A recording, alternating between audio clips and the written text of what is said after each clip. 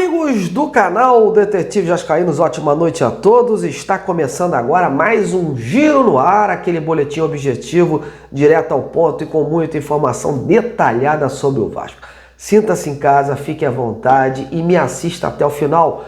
No vídeo de hoje, vou trazer mais detalhes de como anda a busca do Vasco por reforços, as dificuldades iniciais que o Admar Lopes vem enfrentando, a enxurrada de especulações que não param de pipocar nos bastidores e o status, né, das conversas com o volante Thiago Mendes. Eu vou te colocar a par de tudo isso e que tem ligação aí tópico a tópico. Portanto, antes da gente prosseguir, eu te peço aquela moral de sempre deixando o like, compartilhando o conteúdo do amigo, fazendo sua inscrição no canal e dando aquela fortalecida em nosso trabalho.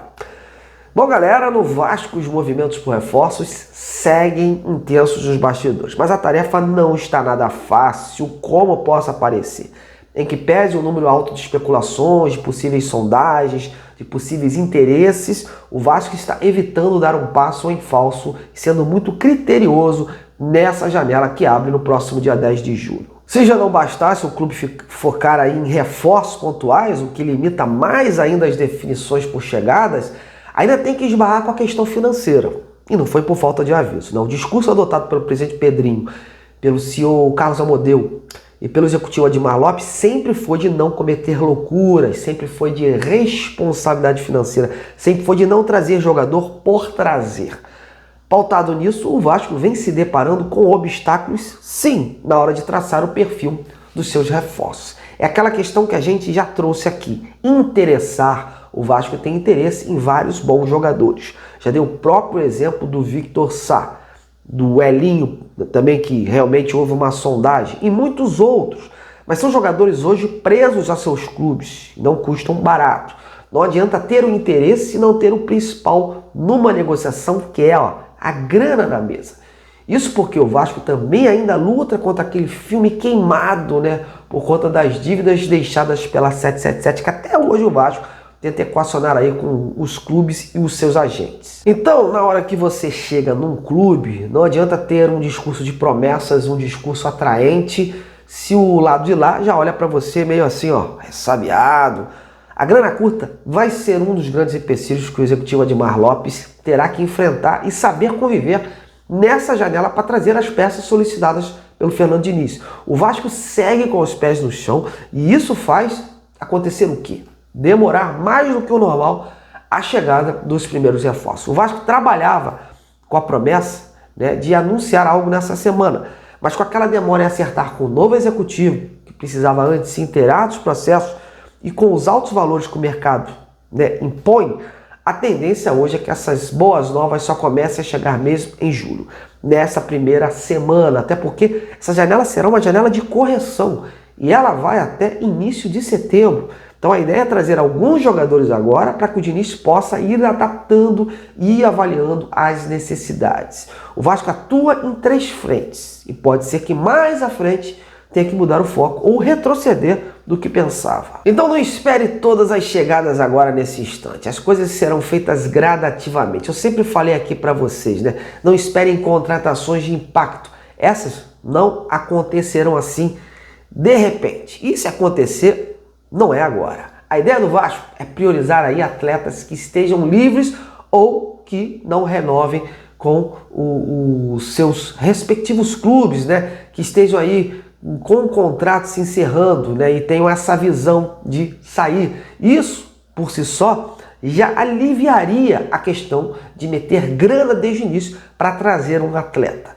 Tem até o caso das luvas, mas às vezes essas aí são diluídas mês a mês nos salários. Isso não invalida do Vasco ir ao mercado e tentar trazer alguém ali comprando. Nesse caso, pode acontecer desde que seja uma oportunidade de mercado e haja facilitação no negócio, nas conversas entre os clubes, né? Mas o perfil que o Vasco vai priorizar será esse de atletas livres ou de jogadores que possam ser emprestados, ou porque o clube detentor vê com bons olhos, porque está em baixa, por conta da visibilidade, né, que pode ter em outra agremiação, ou por conta do próprio jogador que, sem oportunidades por lá, vislumbra aí um novo desafio para sua carreira. E aí, meus amigos, que entra a questão do Thiago Mendes, o volante que o Vasco botou na mesa após ter recebido uma indicação.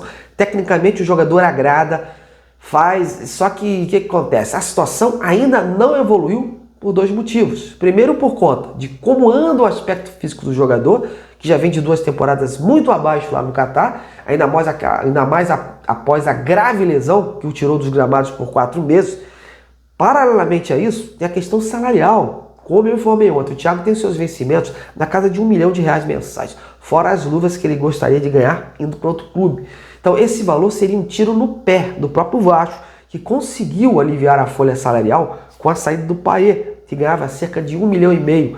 E aí acabaria entrando numa contradição, fechando com o jogador, que teria um dos altos salários do elenco. E essa interrogação do estado físico impede do Vasco pensar em cometer aí loucuras.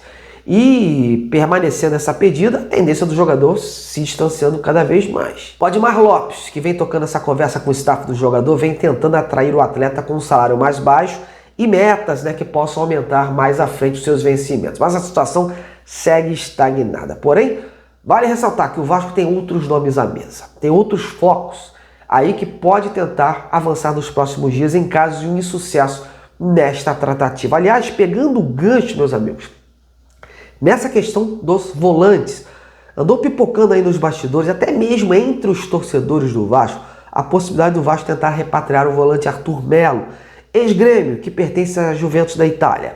Essa especulação tomou força nas últimas horas, já que o atleta está emprestado ao Girona da Espanha, cujo vínculo se encerra agora no próximo dia 30 de junho. Porém, meus amigos, o meu compromisso aqui é falar a verdade, trazer fatos que evitem aí qualquer fake news. De olho nisso, eu hoje procurei o empresário do Arthur, fui direto à fonte, falar com o italiano, o Federico Pastoretti.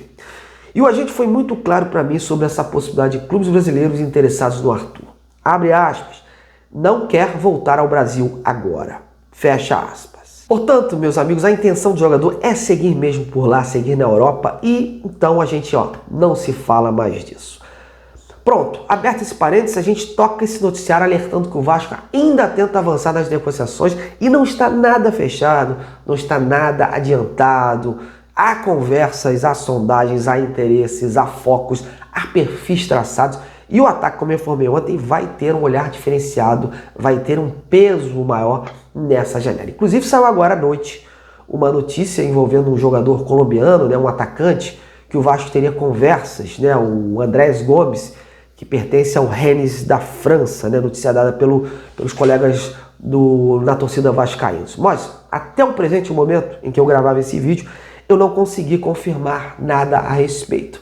Né? Então, longe de mim desmentir ou dar pitaco sobre um assunto que ainda não chegou a mim com dados suficientes.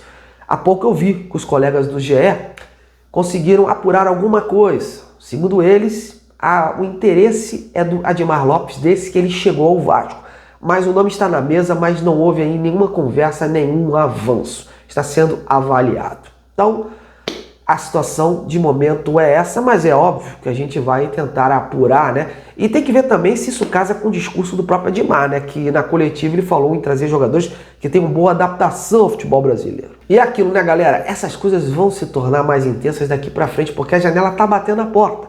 Nomes e mais nomes vão pintando aí, uns com fundo de verdade e outros nem tanto. E eu vou seguir aqui apurando para poder então dar o meu parecer, dar o que eu apurei, para depois trazer com mais calma em minhas redes sociais. Bom, galera, é isso aí. Por hoje é só. Tô indo. Agradeço você a audiência, mas espero que comentem embaixo como vem toda essa situação da grana, dessa alta pedida de um jogador que não tá com esse status todo e as suas expectativas em termos de reforço. Até amanhã, meus amigos. Fiquem com Deus.